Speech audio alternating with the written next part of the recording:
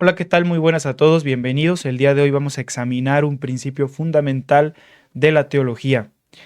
Vamos a mirar el tema de la condición humana, pero no lo vamos a ver desde un punto meramente antropológico, sino que lo más importante será verlo desde la perspectiva teológica que la Biblia nos ofrece para conocer acerca del ser humano, tanto en su perdición como en su salvación. La teología histórica sostiene que el conocimiento de Dios y el conocimiento del ser humano son inseparables.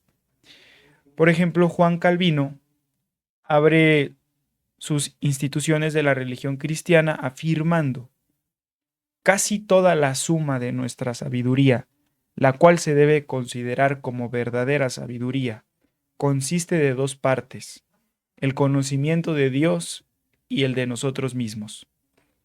Esto no es simplemente una reflexión filosófica, sino que es una afirmación bíblica, tal y como lo dice Juan 1:18. Nadie ha visto jamás a Dios, el unigénito Dios que está en el seno del Padre, Él lo ha dado a conocer. Así que Cristo es la clave hermenéutica para entender a Dios y el espejo donde comprendemos nuestra verdadera condición. Punto número 1. La naturaleza y el carácter de Dios revelado. En la historia de la teología, la Iglesia ha afirmado que Dios no es un producto de la imaginación humana, sino aquel que se autorrevela. Dios se define a sí mismo en Éxodo 3:14 como yo soy el que soy. Y en Dios hay atributos esenciales sostenidos por los teólogos, los cuales son: primero daré el atributo y enseguida su significado. La inmutabilidad, Dios no cambia. La santidad, separación total del pecado. La justicia, Dios juzga correctamente. Misericordia, Dios se inclina con gracia. Eternidad, fuera del tiempo creado.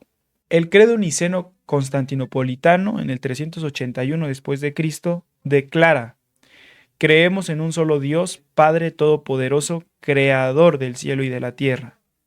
Y la Confesión de Fe de Westminster 2.1 afirma: hay un solo Dios vivo y verdadero, espíritu puro, infinito en ser y perfección. La teología cristiana comienza entonces no desde el hombre, sino desde Dios en su naturaleza. Pero ahora pasemos al siguiente punto, punto número 2, a la condición humana. La antropología bíblica contradice la visión secular moderna que asume la bondad natural del ser humano. La Escritura afirma en Romanos 3:23: por cuanto todos pecaron y no alcanzan la gloria de Dios. La humanidad no está simplemente desorientada moralmente, está espiritualmente muerta. Como lo dice Efesios 2:1, ustedes estaban muertos en sus delitos y pecados. El Catecismo de Heidelberg, pregunta 8, declara: somos tan corruptos que no podemos hacer bien alguno ni inclinarnos a él, a menos que seamos regenerados por el Espíritu de Dios. Esto implica que la condición humana solamente puede ser comprendida a la luz del carácter santo de Dios. La gravedad del pecado se mide por la santidad de aquel contra quien se peca. Ahora pasamos al siguiente punto: Jesucristo, como la revelación suprema de Dios y de la salvación. La clave cristológica es esencial. No podemos hablar de Dios sin hablar de Cristo. Colosenses 1:15 dice: Él es la imagen del Dios invisible. Primera de Pedro 3:18: porque también Cristo murió por los pecados una sola vez, el justo por los injustos, para llevarnos a Dios. En cuanto a la justicia divina, el pecado requiere muerte. Por ende, por consecuencia, en cuanto al amor divino, Dios entregó a su Hijo.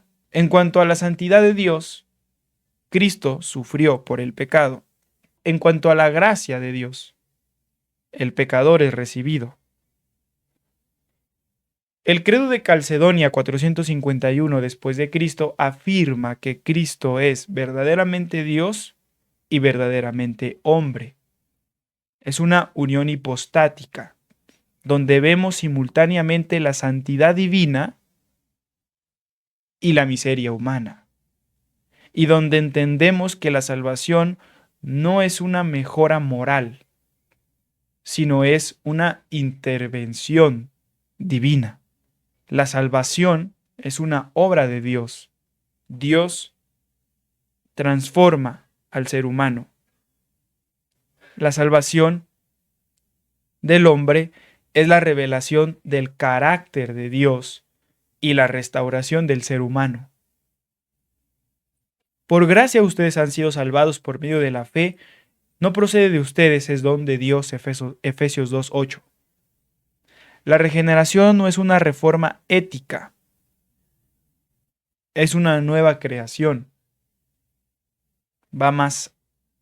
Es algo más allá de algo meramente ético y moral, sino que la regeneración del ser humano consiste en una regeneración completa como criatura. Si alguno está en Cristo, nueva criatura es, 2 Corintios 5:17. La doctrina cristiana afirma: no conocemos a Dios plenamente sin Cristo. Es una verdad fundamental. No conocemos a Dios plenamente sin Cristo. No entendemos nuestra condición sin la santidad de Dios. El pecado humano revela nuestra necesidad de un Salvador. La cruz revela el carácter de ese Dios. La salvación no magnifica al hombre, sino magnifica a Dios. Como enseñó Atanasio, Dios se hizo hombre para que el hombre fuera hecho partícipe de la vida divina. El Hijo de Dios asumió naturaleza humana para que los seres humanos sean hechos hijos de Dios. La gloria final no es antropocéntrica. El tema de la salvación no es para glorificar al hombre, sino que es cristocéntrica, para glorificar a Cristo plenamente. Nuestro estudio de este tema no nos debe llevar al orgullo, todo lo contrario, nos lleva a la reverencia. No nos lleva a confiar en nuestras obras, porque no hay obra alguna que merite o que sea perfecta para satisfacer la demanda de Dios, sino que nos lleva a confiar en la obra perfecta de Cristo, porque Cristo, muriendo en la cruz por los pecadores, entregando su vida y toda su obra de la persona de Cristo, es el único que pudo satisfacer la justicia y la demanda de Dios, siendo plenamente hombre y plenamente Dios. La revelación de Dios en Cristo redefine la condición humana, le da un sentido verdadero al ser humano. Y la condición humana nos impulsa a Cristo. Así que una teología sana es predicar y mirar al Cristo hecho hombre, exaltado. Y el mirar a Cristo exaltado y creer en Él produce una humanidad restaurada.